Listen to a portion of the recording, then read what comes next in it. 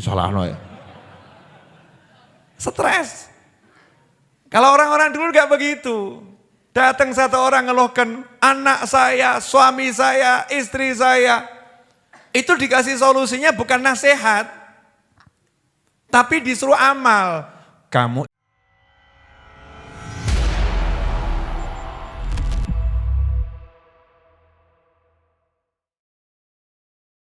Bismillahirrahmanirrahim. Assalamualaikum warahmatullahi wabarakatuh. Innal hamdalillah na'maduhu wa nasta'inuhu wa nastaghfiruhu wa na'udzu billah min sururi anfusina wa min sayyiati a'malina. Man yahdihillahu fala mudilla lahu wa man yudlil fala hadiya lahu. Ashhadu an la ilaha illallah wahdahu la syarika lahu wa ashhadu anna Muhammadan abduhu wa rasuluh wa ala alihi wa ashabi ajma'in wa ba'du. Saudara onlineku yang berbahagia dan dirahmati Allah subhanahu wa ta'ala, alhamdulillah kita dapat berjumpa kembali di channel yang insya Allah barokah ini. Insya Allah kita semua senantiasa diberikan kesehatan, keberkahan umur panjang, serta senantiasa mendapatkan taufik dan hidayah dari Allah subhanahu wa ta'ala. Pada perjumpaan kali ini, marilah kita mengaji dan menuntut ilmu bersama Habib Nopel bin Muhammad Al-Idrus dengan tema yang berjudul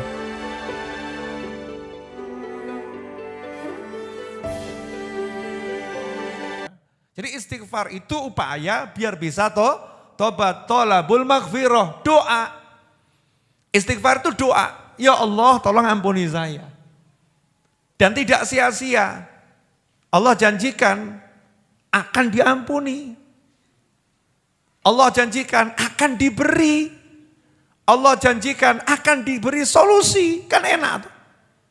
Makanya orang-orang soleh itu kalau dimintai solusi untuk masalah-masalah, gak pernah ngasih nasihat banyak-banyak. Ada orang datang.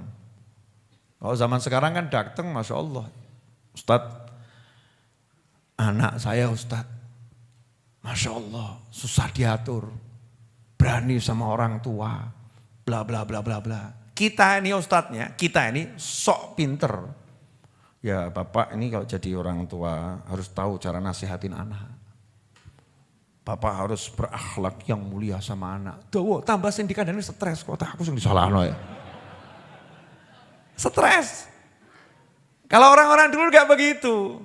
Datang satu orang ngeluhkan anak saya, suami saya, istri saya. Itu dikasih solusinya bukan nasihat. Tapi disuruh amal. Kamu istighfar 10.000 kali. Istighfari dosa-dosamu, beres nanti urusan anak sama istrimu, sama suamimu, beres. Karena tidak ada hal-hal yang hil-hil tadi itu, yang ruwet-ruwet tadi itu, kecuali karena kitanya punya sesuatu yang gak beres dengan Allah subhanahu wa ta'ala. Wujud kita sehebat apapun, kalau ada yang gak beres sama Allah ta'ala, maka Allah akan mengingatkan kita lewat makhluk-makhluknya yang lain. Makanya dikatakan siapa ngalami yang gak enak itu kan menghapus dosa. Lah apa pengen toh dosanya dihapus pakai kejeduk tembok 200 kali. Na'udzubillah min dzalik. Apa ya pengen dosanya itu dihapus dengan diomeli istri tiap hari. Apa ya pengen dosanya dihapus dengan diperenguti suami setiap pagi. Kan yang gak enak. Kan ya enak toh pagi kok lihat suami mesem ya. Pulang kantor lihat istri kok nyiapkan teh sama senyum. Itu kan nikmatnya luar biasa. Ketemu anaknya apa? Ayah ngerangkul kan penak. Bukan anak dipanggil nak. Siapa kamu? Gak kenal. Loro hati itu ya. Sakit ya. Na'udzubillah min dzalik. Lah gimana caranya biar bisa seperti itu? Caranya jangan suka nyalahin orang lain. Jangan suka menyalahkan keadaan. Kadang-kadang itu Masya Allah. Ini ekonomi ruwet. Makanya rezeki saya seret. Orang-orang urusan nih. Semut itu enggak pernah urusan sama ekonomi. Ada itu. Dunia semut mengalami kegagalan sistem ekonomi ora ono. Enggak ada kan. Semut tuh hidup dimanapun kok bisa dapat rezeki. Betul atau betul? Mau awakmu kalah mbak semut. Kenapa kok kita nggak bisa jadi seperti semut? Sebetulnya bisa, semut taat kok, nggak ruwet. Taat sama Allah Ta'ala, semut nggak pernah nyalahin orang lain, nggak pernah nyalahkan keadaan. Dia jalani kehidupan sesuai perintahnya Allah Ta'ala, ya hidupnya enak. Makanya kalau kita pengen selesai masalah kita apapun, jangan nyalahin orang, nyalahin sana, nyalahin sana, nyalahin sana, nyalahin keadaan. Enggak. Semua yang ada di sekitar kita ini Allah kasih untuk mengingatkan kita. Allah kasih untuk membersihkan kita. Allah kasih untuk naikkan derajat kita. Nah kalau kita pengen yang enak, ya gampang caranya. Biar kamu nggak ngalamin yang itu, maka bereskan dirimu sendiri, selesai. Makanya para wali itu sampai bisa tahu, wah ini kok kuda saya mogok ini ya. Kudanya mogok, bukan cuma mobil, kuda mogok. Ada loh kuda itu apa, nggak mau jalan tuh loh. Ngambek ya, kuda ngambek ya. Istilahnya apa itu? Saya nggak punya kuda soalnya. Ya kudanya ngambek, disuruh jalan, nggak mau jalan itu kan. Terus kalau jalan sama loncat-loncat, bedal-bedal, perangainya nggak jinak tiba-tiba. Itu para wali ngomong, saya tahu ini sebabnya karena apa? Karena tadi ada zikir saya yang belum saya baca, lupa belum kebaca. Jadi nggak nyalakan kudanya, kuda kamu kurang ajar, kok ngambek kamu ya? Enggak, langsung ngecek dirinya. Awakku ki sing salah apa? Apa yang salah? Oh, biasanya saya baca Yasin jam sekian. Ini Yasin belum saya baca. Oh, saya biasanya sedekah begini. Hari ini saya enggak sedekah. Jadi yang dipikir tuh itu orang-orang soleh. Lah kita ini sudah banyak salah, enggak mikir salah. Bojo ngamuk, wedok kayak ngono. As, jolke. Ngaco gitu kan ya. Suaminya galak. Orang kok temperamen begitu. Tidak seperti Habib Novel, murah senyum. Wah, tambah ngamuk gitu ya.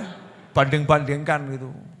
Terus mulai mikir, ya miliknya orang lain dibegitukan gitu. Naudzubillah min dzalik. Sebetulnya kan simple.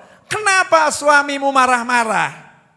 Jawabannya adalah karena kamu punya salah sama Allah Subhanahu wa ta'ala. Kenapa istrimu marah-marah? Jawabannya adalah karena kamu punya salah sama Allah Subhanahu wa ta'ala. Gimana caranya biar suami enggak marah, istri enggak marah, anak juga bisa diatur enak? Jawabannya jangan buat masalah sama Allah Ta'ala. Selesai. Nah, masalahnya ini kita sama Allah buat masalah terus. Nah yang kurang ajarnya sudah buat masalah, merasa enggak bersalah kan yang dablek gitu ya. Wongnya ya teko. Siapa lagi kalau bukan kita? Kita ini udah buat masalah sama yang maha kuasa, tapi kita merasa gak pernah berbuat salah. Hebat atau gak hebat itu? Hebat. Mau habis sholat diajak sama imam istighfar 3 kali aja beratnya luar biasa. Imamnya udah teriak-teriak, astagfirullahaladzim. Makmumnya ngomong gitu. Lidahnya suruh niru aja kok beratnya luar biasa. Seharusnya kan lebih banter dari imamnya. Astagfirullahaladzim, astagfirullah. Takut imam, dungaren kok banter, dosaku akeh. Ya, semakin keras kan semakin mantep istighfarnya. Ini kadang enggak habis sholat diajak istighfar 3 kali aja tambah nanya, dalilnya mana? Istighfar 3 kali itu dalilnya dari mana itu habis sholat itu? Istighfar model begitu siapa yang ngajarin? Wah ini bid'ah, Masya Allah. Istighfar kok bid'ah. Wah anehnya luar biasa. Jadi ikhwani rahimakumullah, jangan nyalahkan keadaan, jangan nyalahkan sekitar, cek diri sendiri. Mesti ada bagian kita ini yang butuh diistighfari. Coba hari ini sudah, mata kita ini tadi dari mulai pagi sampai malam ini kira-kira butuh diistighfar enggak matanya? Butuh ya? Ngaku alhamdulillah tuh ya sadar. Hati kita hati-hati, coba dicek. Ada enggak tadi iri, dengki yang enggak sengaja tiba-tiba muncul iri, dengki, ya, merasa benci, dendam, marah sama orang, ada enggak itu?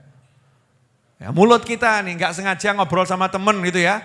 kemudian ikut andil ghibah, ngerasani, gunjing orang, bahkan jelek-jelekkan orang tanpa kita sadari. Tangan kita nih di handphone yang cilik tuh handphone tuh, masya Allah. Tapi kita nggak sadar ngirim pesan-pesan yang di situ ada hal-hal yang diharamkan sama Allah Subhanahu wa Ta'ala. Yang bisnis, masya Allah, jual barang di platform-platform online itu 100% asli, padahal ya gak asli. Masih seperti baru, padahal bekas. Ya masih seperti baru, itu definisinya gimana masih seperti baru itu? Susah atau ya?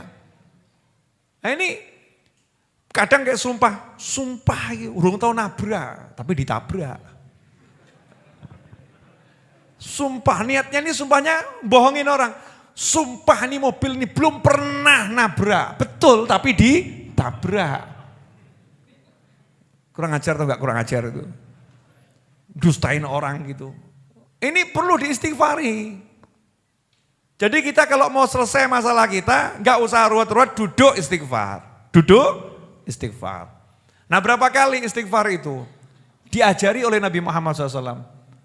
Siapa yang pagi istighfar 70 kali, malam istighfar 70 kali, maka dia tidak akan dicatat dalam kelompok manusia yang pandai berdusta dan tidak dicatat dalam kelompok manusia yang lalai. Gampang ya? Pagi 70, malam 70. Istighfarnya modelnya bagaimana? Sakarepmu. Nah kita ini kan minat du'afa, orang-orang lemah, biasa kan cari paket hemat ya. Beb, istighfar yang paling hemat aja Beb, ya. Cepat, ringkas. Nah istighfar yang paling cepat, tolabul maghfirah itu ucapan astaghfirullah. Atau Rabbi ghfirli. Atau Allahumma ghfirli.